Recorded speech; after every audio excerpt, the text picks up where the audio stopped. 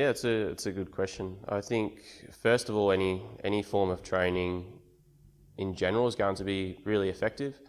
If you're not currently exercising anything, whether it's going for a walk, going for a run, a bit of a jog, playing with the kids, getting a bit more active is going to be a good start. If you're really trying to, I guess, optimize your performance as well as losing that weight at the same time, you can't really go beyond high intensity intermittent training or sprint interval training.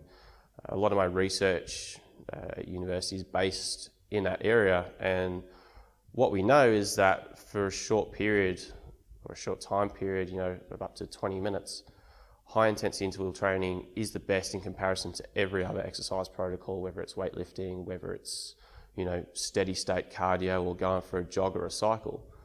That is the best. It's the best bang for buck. We're seeing upregulations in a number of things that are going to benefit not just your weight loss, but your health as well. All right, next question. How many times should I be training a week to lose kilos?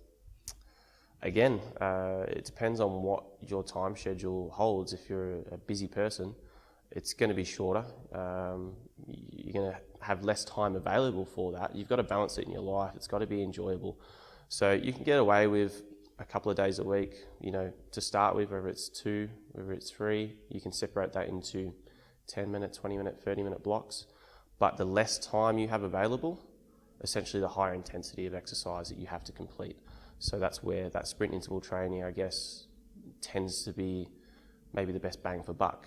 But if you've got a little bit more time available, you start doing a little bit of strength training, a little bit of steady state cardio as well. It's all going to be beneficial, but optimal, you should be trying to train and get outside and get active every day of the week. Okay, cool. Next question. On my light training days, what exercise can I do out of the gym?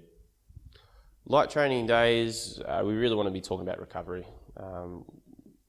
The main problem with people when it comes to injuries in particular is under recovery. So if you're not stretching, if you're not foam rolling, if you're not getting a little bit of massage, if your diet's not right, you're going to increase your risk of injury, particularly when you're coming back to those hard days. Everyone knows after a hard day, you feel quite sore, you feel lethargic, you don't really want to do anything the next day. Sometimes you do want a complete rest, and that's okay occasionally, but it's much better off for you to get outside, go for maybe a steady jog, go for a light walk. It should be at talking pace. Don't go out there and run hard. If you're doing a recovery day, go for a light jog at talking pace, go for a swim, go for a cycle, maybe go do a yoga class, a little bit of stretching, something that you're going to enjoy. Don't do something that's going to be monotonous and boring, but do something that you can actively enjoy and it's going to have those benefits for recovery so that you can back up those hard training sessions. Okay, great. Okay, last question. Should I stretch? If so, how? You should definitely stretch. And again, this comes onto our recovery days, I guess, but we need to also talk about stretching before a workout versus after a workout. Stretching before a workout, you don't want to do the static stretching. So that's the straight leg, bend down, touch your toes and hold for 30 seconds to a minute.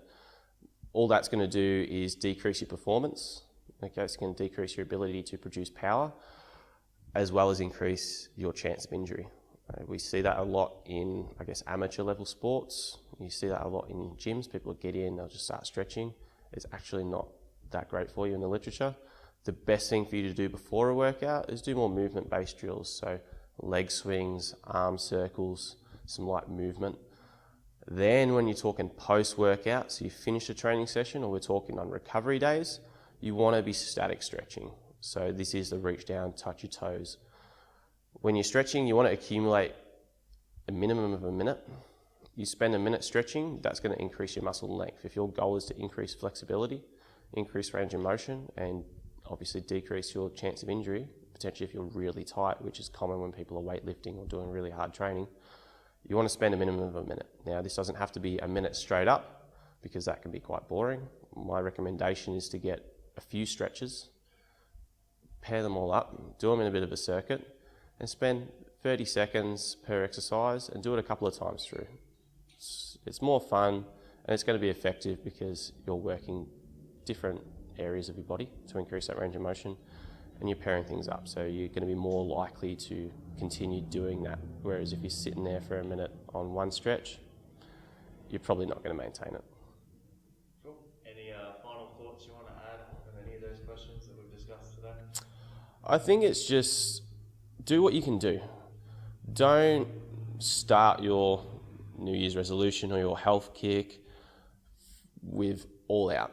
A lot of people make the mistake of going as hard as they possibly can, trying to get all their stretching, trying to get their diet right, trying to do it all at once.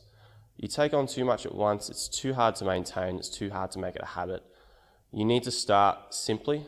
You need to start with a single thing or two things that are 100% doable for you. It's going to build up your confidence. You're going to be more likely to do it. You're going to be successful. So start small, keep it simple, and yeah, just do your best. Do what you can do. I see a sky with a rainy cloud, but I'm not running. I see a train